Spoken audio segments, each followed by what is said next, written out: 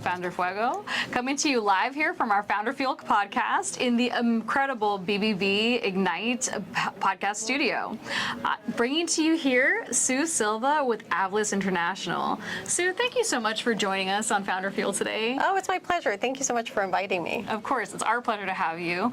And I would love to hear more about what inspired you to start Avlis International. Yeah, so it's funny. People ask me all the time, like, what is Avlis? And if you think about my last name, which is Silva, it's Silva backwards. Okay. And that makes perfect sense. Yes, yes. And it's the meaning behind it really is what inspired me was my kids. And I am the first person in my family to be able to actually leave a legacy. So I wanted to do that. So I just flipped my last name backward and started creating something and started a business that would be able to be passed on through the generations. Incredible, incredible. Tell us more about what Avlis does. Yeah, so Avlis International, we help biotech companies, pharmaceutical companies commercialize products through meetings and events, and also like congresses and helping physicians connect directly with our clients. Excellent, so, yeah. Excellent.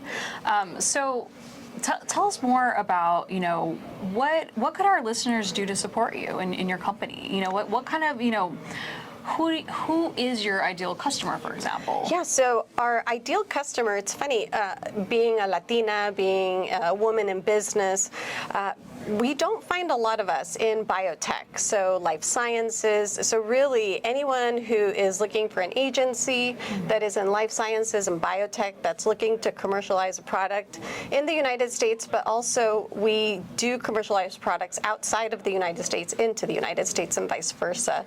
So those types of people who are looking for a meetings company that will help produce those types of products. Incredible, yeah. Incredible. So, okay, our listeners have that takeaway. And you mentioned that in this industry, Latinas are not represented so much. So how can we start moving that needle in the industry? Gosh, I think my biggest thing is when I started my business, I didn't really feel like I had a choice.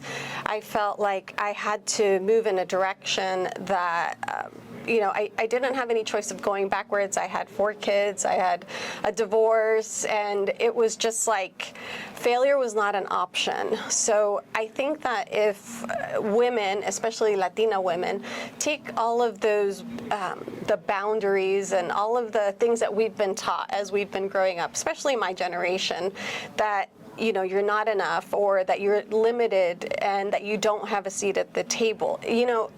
It's really not that hard. All you need is to find someone who has that information that you need, and then you get it. That's it. Resourcefulness, resilience, right? I think there's persistence. Persistence.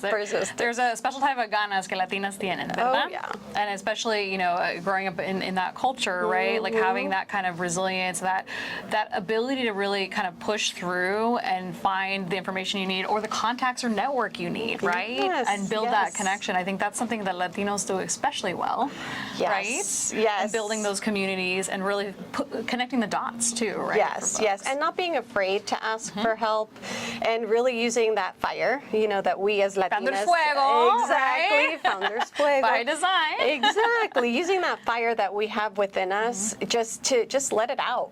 And advocate for yourself, because no one's going to advocate for you better than you. That is 100% what we teach in our negotiating for business workshops, and really trying to help people step forward out of their shell and really peel back the layers of our cultures, right? And how we've grown up and how we even perceive money and funding too. That's another area that we really specialize in, and helping people kind of break through those barriers to access the capital they need or negotiate, again, from a position of power in those types of negotiations. So I appreciate you bringing that up, as part of this conversation. Yeah, it's that we are worthy to ask for it. We are worthy to have a seat at the table, and closed mouths don't get fed. 100%. So don't ask, don't get.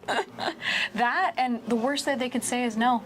And I've heard so many no's in my life. I can't tell you how many no's, but you get through enough no's to get to that yes, and that yes will bring you the cash that you need, whether it be funding, whether it be clients. So don't be afraid of the no's. Like, welcome them, because it gets you one step closer to the yes. 100%. And also not getting discouraged from the no's, right? Yes. There are so many times you just kind of want to hang your head and go, okay, how do I keep pushing through and, keep making that approach, right? And figuring out, okay, how do you maybe strategize differently, right, to get to the yes? Yes. Or maybe the folks you weren't talking to, maybe it wasn't the right time. Exactly. Maybe it's a no right now, but maybe a yes later, right? Exactly, So, which is why follow-up is so important, Yes. because I know a lot of people who will automatically no as their go-to instead of it being yes. And so if you get to that person, you just have to be persistent and be like, I'm here, I'm ready, I'm able. When you need me, aquí estamos. That's it. That's it. Well, Sue, thank you so much for joining us on FounderFuego My today. We pleasure. appreciate the opportunity to learn more about your Thank you. company, how we can support you. And again, thank you so much for your time. My pleasure, thank you.